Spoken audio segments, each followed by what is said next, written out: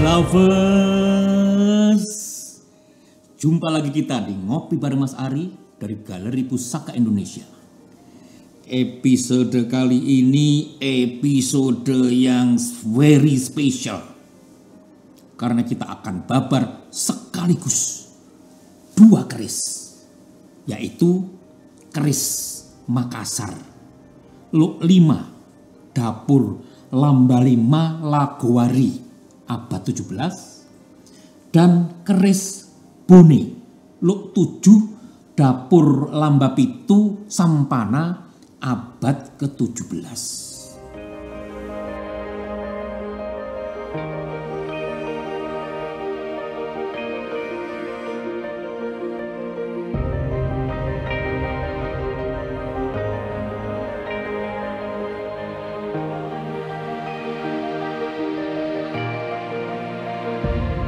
Dalam kesimpulan suatu sejarah yang menjadi pemenang, itu menentukan siapa yang dianggap sebagai the hero, pahlawan. History is written by victors. Kembali Mas Ari mau melakukan pelurusan sejarah, sehingga pemahaman apa yang sebenarnya terjadi pada masa lalu secara transparan, jujur, terbuka, dan sesuai data. Kali ini menyangkut kerajaan Goa. Goa ini adalah suku Makassar yang membentuk kerajaan pada tahun 1300. Bermula sebagai kerajaan Hindu, tetapi di tahun 1600 berubah menjadi Kesultanan Islam. Kesultanan Goa menjadi kerajaan yang paling besar dan paling makmur di dalam sejarah Nusantara bagian timur. Kerajaan maritim yang mampu menguasai lintas perdagangan pada masa itu. Spesifik yang Mas Ari mau babarkan adalah peristiwa Perang Makassar pada tahun 1667 sampai dengan 1669. Pada masa itu Goa dipimpin oleh Raja ke-16, yaitu Sultan Hasanuddin, yang harus bertempur dengan VOC karena VOC ingin menguasai perdagangan di wilayah Sulawesi. Tentu hal ini mendapat perlawanan, mendapat resistensi yang besar dari kerajaan-kerajaan yang ada di daerah tersebut pada masa itu. Perlu dicatat bahwa orang-orang Belanda dan Portugis sudah mencoba menguasai daerah itu sejak sebelum VOC terbentuk. Secara spot-spot mereka datang kapal per kapal, rombongan 2-3 kapal ya, untuk mencoba menguasai. Sehingga sejarah mencatat bahwa percobaan kolonialisasi itu sudah berlangsung pada abad 16. Namun sering disebut VOC. Padahal VOC pada saat itu belum ada. Mas Ari kembali mengingatkan bahwa pedagang-pedagang Belanda yang ingin menguasai Nusantara itu kemudian bersatu. Membentuk kekuatan dengan tujuan yang sama, membentuk konsorsium serikat dagang pada tahun 1602 yang kita kenal bernama Verenigde Oost-Indische Compagnie. Inilah yang orang zaman dulu menyebutnya kumpeni. Mempelajari kesalahan Portugis yang selain mencoba melakukan penguasaan ekonomi, tetapi sekaligus paralel juga melakukan penetrasi agama Katolik. Ternyata hal itu tidak efektif karena Islam menjadi barrier yang sangat kokoh untuk mereka bisa menahan penetrasi dari Portugis melalui agama Katolik. Inilah kegagalan Portugis dulu pada saat mencoba menguasai Pantura Jawa yang pada saat itu dikuasai oleh Kerajaan Demak, Kerajaan Cirebon, dan Kerajaan Banten. Ya susah lah, jagoan para wali songo itu kan semua di sana, sakti-sakti semua. Dan berpengaruh, karismatik. Nah, Belanda ini nggak peduli dengan itu. Walaupun memang ada misionari Protestan yang menumpang dengan rombongan VOC, tetapi bukan bagian dari program besarnya VOC. Kalau VOC yang penting cuan, bro, money, gitu. Duit yang penting, ya kan? Pikirannya pedagang bener. VOC lebih banyak belajar dari Inggris yang sukses besar kolonialisasi India melalui perusahaan bernama British India. Makanya terus muncul French India, Spanyol India, nah Belanda juga melu-melu, Oost-Indische, ya kan? Pokoknya semua niat banget deh. Tapi yang paling ngaco itu Spanyol itu.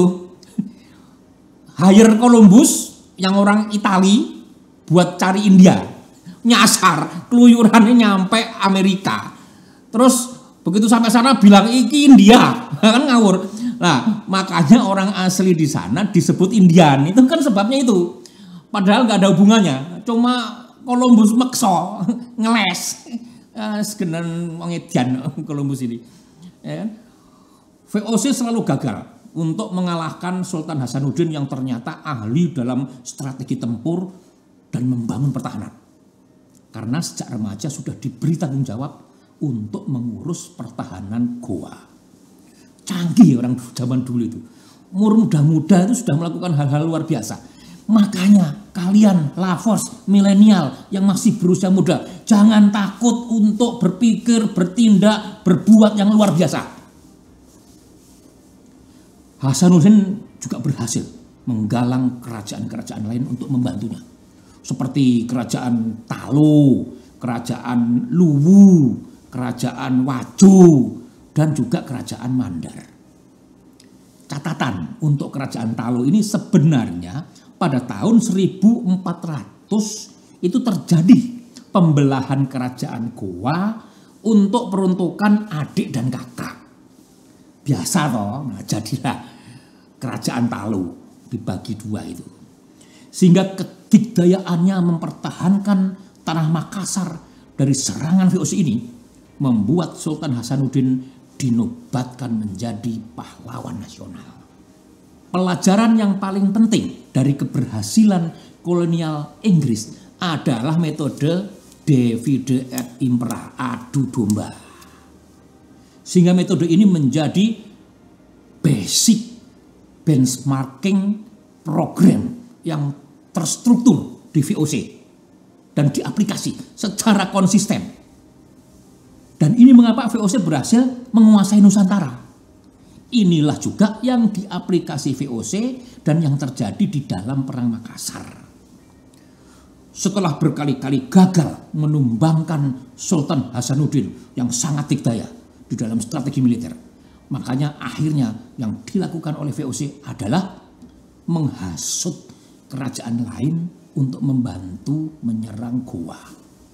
Hari ini kita harus belajar dari sejarah ini. Divide et impera, perpecahan, hoak, berita-berita fitnah, itulah biang kerok yang akan menghancurkan negara. Bantuan untuk VOC paling signifikan datang dari Sultan Bone yang bernama Arung Palaka. Dengan bantuan dari Sultan Bone ini, keseimbangan pertempuran menjadi berubah. Ini menjadi berbalik. Karena setelah mengetahui Arung Palaka berada di pihak VOC, maka orang-orang Bone dan Sopeng yang tadinya mendukung Sultan Hasanuddin jadi berbalik menyerang benteng Somba Opu. Sehingga Sultan Hasanuddin berhasil dikalahkan.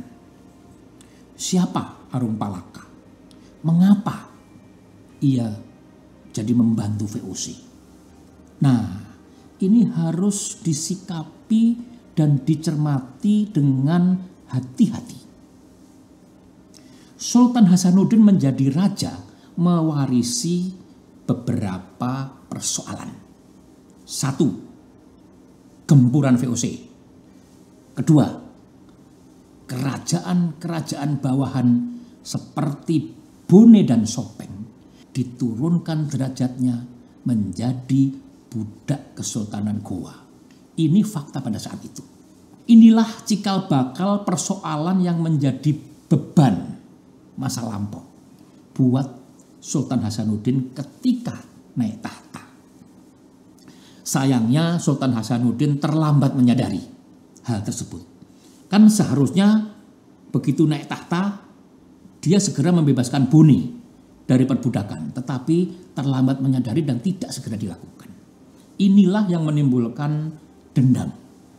Yang dalam budaya Bugis kita kenal istilahnya siri, yang bisa diartikan adalah harga diri. Arung Palaka yang sebenarnya pada awal membantu Goa, tetapi setelah melihat kekejaman yang dilakukan Goa terhadap orang Bone, membuat ia marah.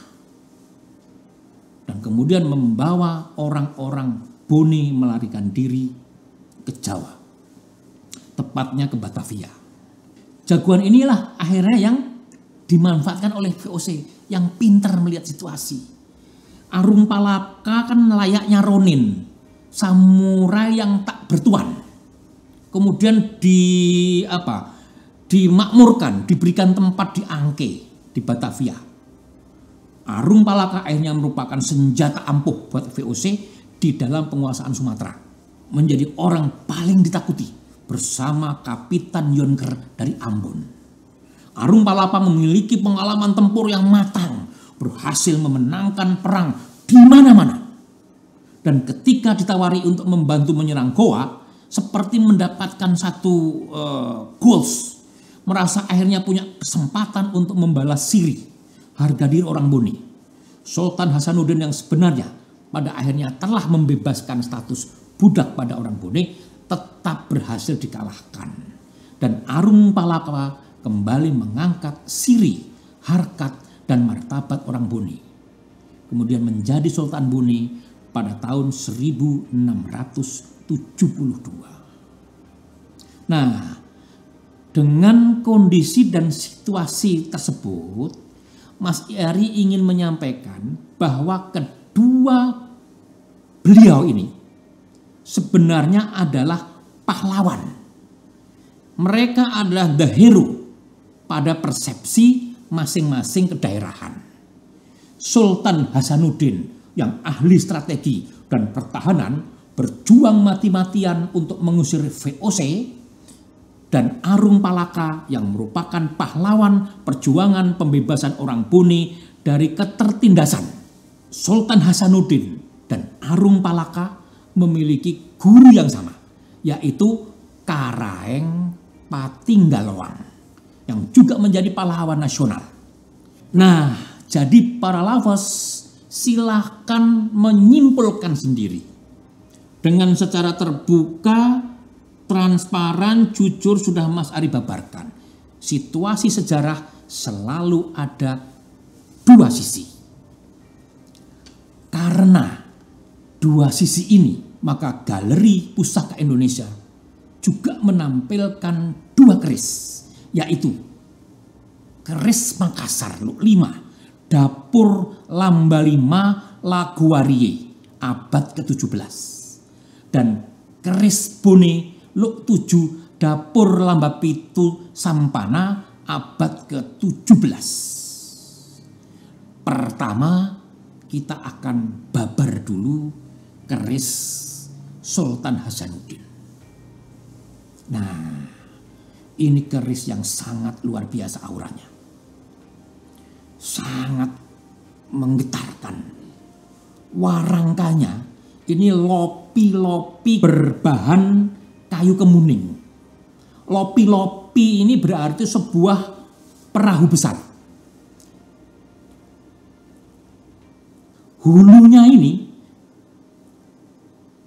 disebut sebagai pangulureko, atau artinya bentuk kepala burung yang membungkuk.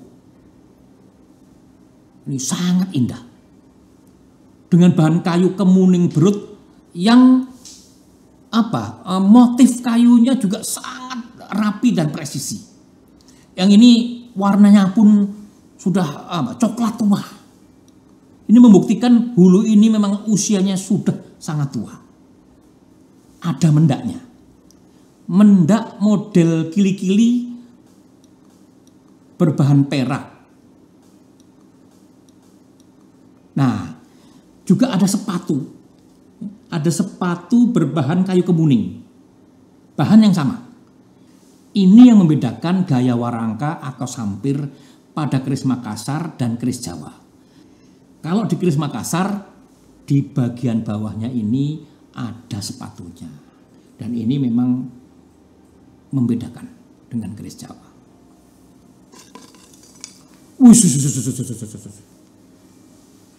Ini gaya pegangannya pun lain.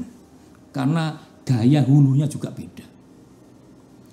Keris Makassar kita kali ini berdapur Lamba 5 Laguari. Inilah keris yang digeruni atau ditakuti oleh musuh.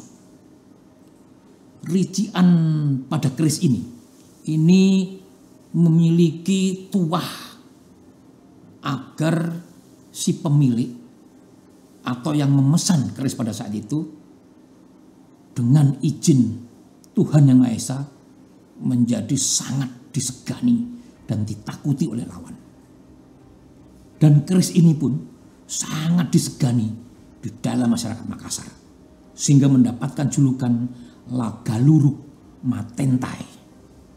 Yaitu keris yang dapat membuat musuh bergetar di dalam medan perang. Apabila sang pemiliknya memperlihatkan keris ini pada musuhnya. Rician keris ini ada kembang kacangnya. Ada kembang kacang, ada jalen, ada lambe gajahnya satu, ada serawean, dan ada greneng. Ada grenengnya. Kok ini kan dari keris ini yang sangat jarang dijumpai ialah ada 2 luk pada keris ini. Luk 5 dan luk 45. Luk luarnya luk 5, luk dalamnya 45. Sehingga keris ini pun masuk dalam kitab sejarah senjata-senjata suku Makassar yang berjasa. Nah, pamornya ini yang menarik. Terdiri dari 4 pamor di dalam satu bilah. Yaitu yang pertama, gigi belalang, isi ancali. Kalau dalam perkerisan kita sering sebut untu walang. Yang kedua ada dulang nampan. Yang ketiga ada timpalaja yang tersusun seperti membentuk gunung. Serta ada juga pamor kurisi atau dalam bahasa perkerisan kita sering sebut pamor miring. Mabatik tulus 2. Keempat pamor tersebut mempunyai tuah yang saling bersinergi dan saling melengkapi. Yaitu untuk menaikkan wibawa, untuk memudahkan mencari rezeki, serta dipercaya untuk menolak bala dan pengaruh-pengaruh buruk bagi pemiliknya. Dengan komposisi dapur dan pamor yang is very complete filosofi, maka keris ini pastinya dahulu dimiliki oleh raja atau panglima perang. Keris dahsyat inilah yang merefleksikan kehebatan Sultan Hasanuddin atas kemampuan strategi perangnya, atas kemampuan strategi militernya di dalam mempertahankan kerajaan Goa dari gempuran VOC.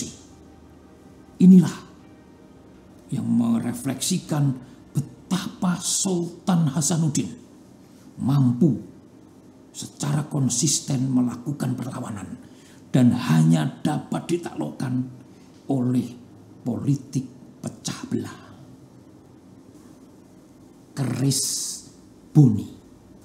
Keris ini juga sangat luar biasa dan indah. Yaitu keris Lamba Pitu Sampana. keris ini secara keseluruhan dari sejak hulu, warangka, pendok sampai dengan ujung sepatu sangat indah. Satu kesatuan keindahan yang luar biasa. Warangkanya ini gaya Bugis diaspora dari bahan kayu kemuning yang sangat indah. Dan garisnya adalah garis menurun, urat kayunya. Hulunya ini adalah pangulu reko patah 3. 1, 2, 3 yang sangat indah. Dari bahan gading gajah yang warnanya pun sudah menguning, menunjukkan ketuaannya. Dan sepatunya ini juga berbahan gading gajah. Dan pendoknya ini bahan perak yang desain ukirannya sangat cantik. Ada 2 struktur desain yang berbeda. Di mana yang di atas ini adalah merefleksikan betul-betul desain Bugis. Dan yang di bawah ini vertikal yang menambah cantik dari pendok ini. Ada mendaknya dan sekaligus mendak dan selut menjadi satu dari bahan perak. Inilah yang membuat keris ini sangat cantik dan unik.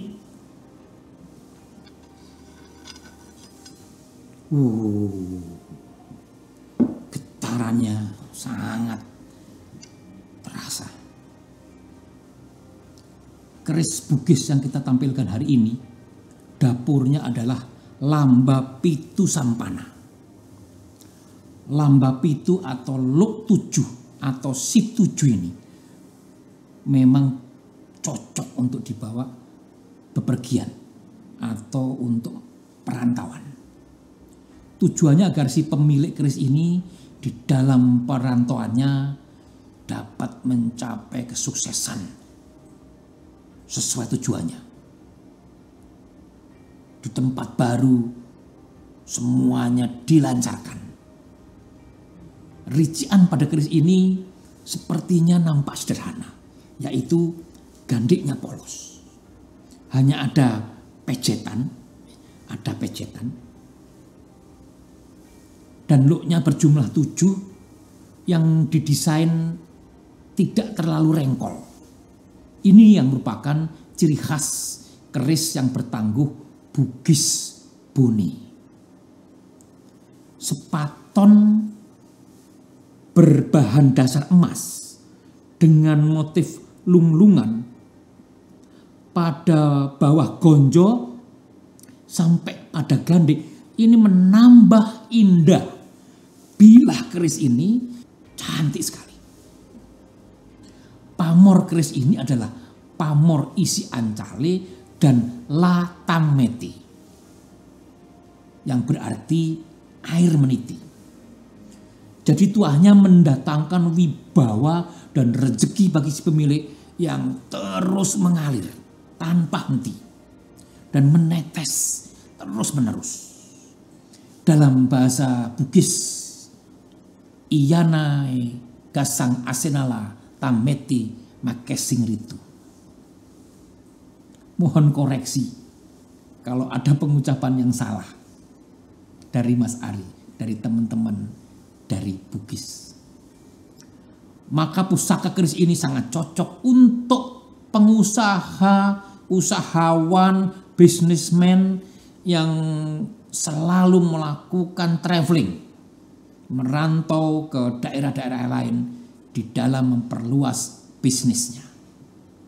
Keris indah inilah, keris yang berwibawa inilah, yang merefleksikan kehebatan Arung Palaka. Di dalam menetapkan prinsip, menetapkan langkah, merantau ke Batavia, mendapatkan kepercayaan, mendapatkan daerah, mendapatkan kekuatan untuk mampu menaklukkan Sumatera, membebaskan, mengangkat derajat masyarakat Buni, dan selanjutnya menjadi Sultan Buni. Galeri kita masih punya ratusan pusaka Indonesia lainnya Makanya untuk lovers langsung subscribe channel ini, nyalain loncengnya, keluntung, biar nggak ketinggalan ngopi bareng Mas Ari. Lovers silahkan komentar di bawah kalau ada kritik dan saran terkait pusaka yang kita bahas di episode kali ini. Atau mau request pusaka yang mau dibahas dengan Mas Ari, silahkan. Atau mau berjodoh dengan pusaka koleksi Galeri Pusaka Indonesia, silahkan hubungi WA di bawah ini. Jangan ngaku pecinta pusaka kalau belum ngopi bareng Mas Ari. Saya bukan dukun.